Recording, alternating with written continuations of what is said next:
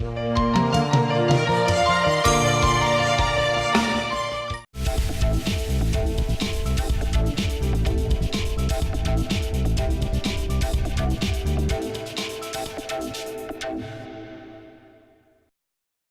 evening and welcome to 15 Minutes with Longevity. I'm Giselle Wertheim-Ames and I'll be your host for this evening.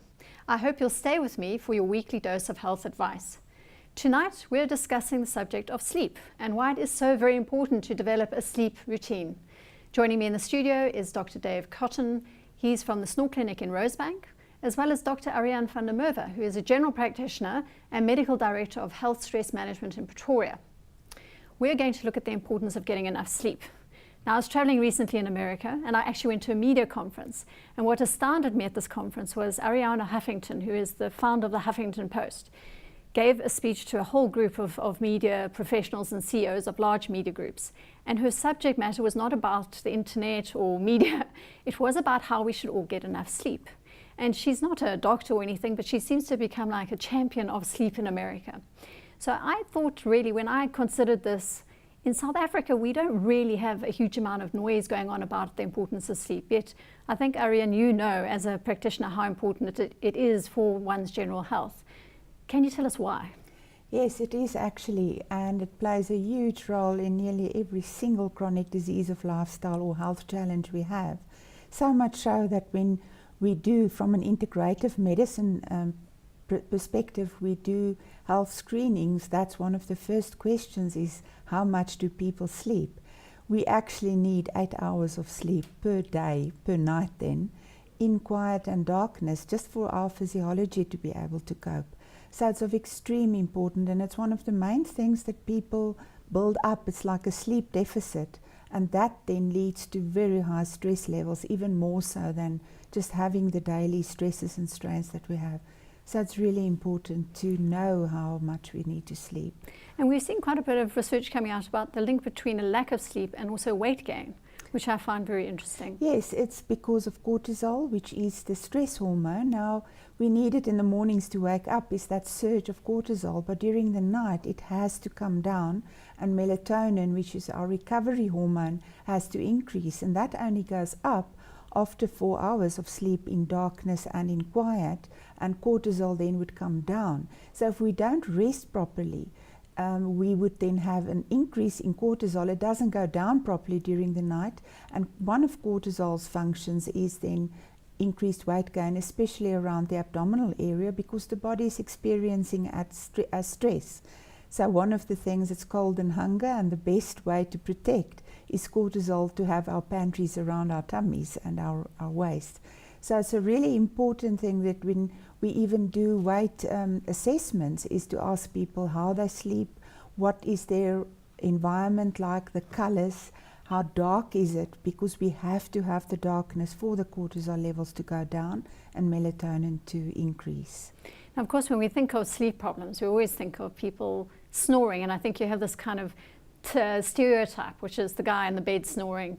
Is it, and I'm going to ask you, Dr. Koton, is it just a male thing, snoring, or do women also snore and have these problems with sleep? Well, I work with the American Academy of Sleep Medicine, and their latest figures, because I found the American figures are the best figures, they say that 40% of the population of males in America snore, and 24% of the ladies snore. Now, I see it in my rooms because more and more ladies are coming in where I used to see only men before, and we're treating more and more ladies for snoring and sleep apnea. And how do they get to that? So why are they snoring? Well, basically it's the REM sleep, REM sleep, rapid eye movement sleep, whatever you want to call it. In that stage of sleep, your muscles are totally relaxed, and with that you also get a relaxation of the muscles in the throat, the tongue, the soft palate. You can just go on and on, and when this constricts, you can't get air in, and the brain picks this up. The reason why the brain picks this up is because you've got carbon dioxide in your blood and you're not getting oxygen in. And it says, breathe. And the thank goodness for that, eh? Yeah. And the lung tissues will say, well, we can't breathe because we're blocked. So the brain then says, well, pull in the air at a greater velocity. Okay. And when you pull in the air at the greater velocity, you get the vibration at the back of the throat. Everyone can snore sitting in their chair and just practicing. You can just go, and you feel the vibration at the back of your throat. But obviously not everyone snores, so there must be is there a physiological type? Is it driven by stress? Why do people snore? Well, there's various reasons. Being overweight, with a body mass index of over 30, we try and get these people to go on diet because you get fatty deposits in the back of the throat, which closes up as well. Medication, any relaxation medication like antihistamine, sleeping pills, will make you snore more. Okay, now apart from the social aspects of snoring, I mean the antisocial aspects, should I say, I mean, is it dangerous? It is dangerous because severe snoring is the first sign of sleep apnea. Now, sleep apnea, unfortunately in South Africa, no one seems to know much about it. It's not taught very much in the medical school, and yet it's a very, very big thing in America. I mean, they sell $6 billion worth of apnea machines a year, but it's now been found that the Snore appliance helps mild to moderate sleep apnea. What is the difference between snoring and sleep apnea?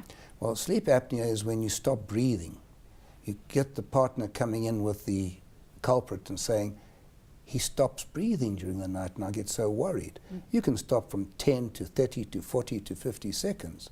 You get a special machine called a polysomnograph, which you have applied to your body and you go to sleep with it. And that breaks down everything. Tells us how many times you snore, how many times you've held your breath, your oxygen content. It just goes on and on and on. So sleep apnea is quite dangerous. I mean, It's a obviously very if you stop dangerous breathing, condition. Yeah, okay. because with the sleep apnea, you get an increase in blood pressure, you can get a stroke, you can get cardiac malfunction, you can get loss of libido, Okay. kidney disease. Just go on and on and on. Diabetes too. Now, these snoring and sleep apnea must have some impact on the sleep pattern itself. So do people who don't sleep well tend to have these problems as well? So Well, if you're a snorer, you don't sleep well because your partner's digging you in the ribs all the time.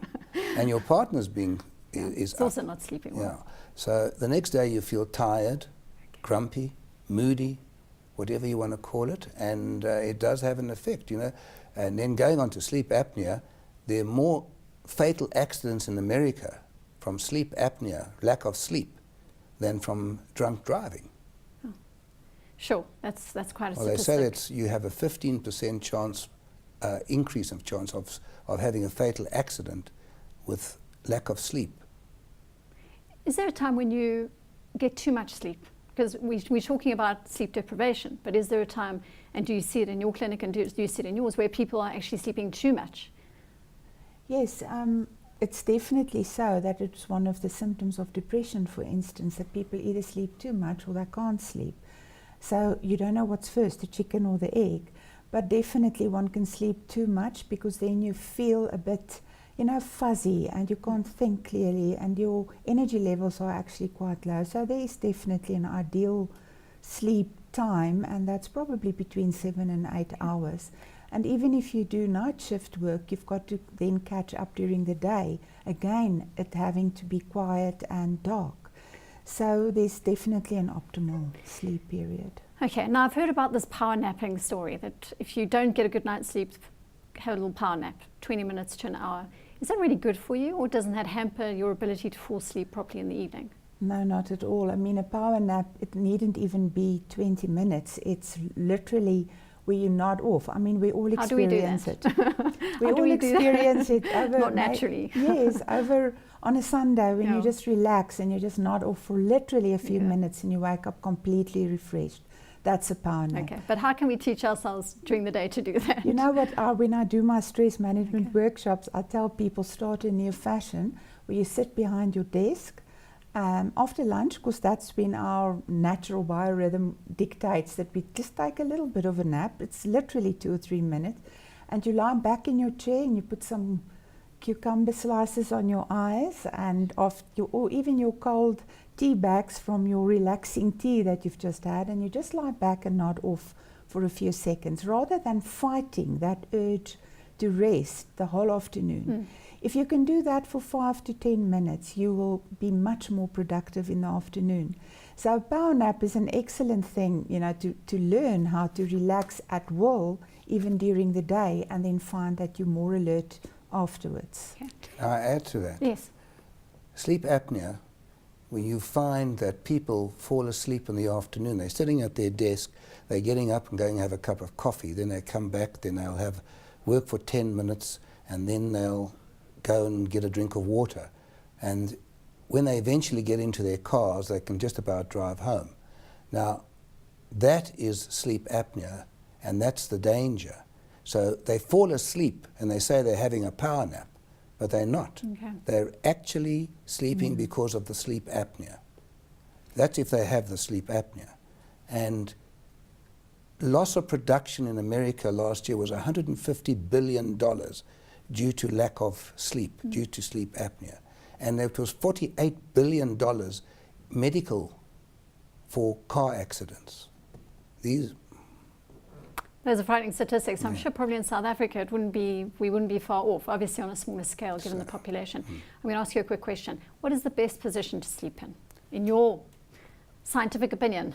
Well, I know that people snore falling asleep at the television sitting.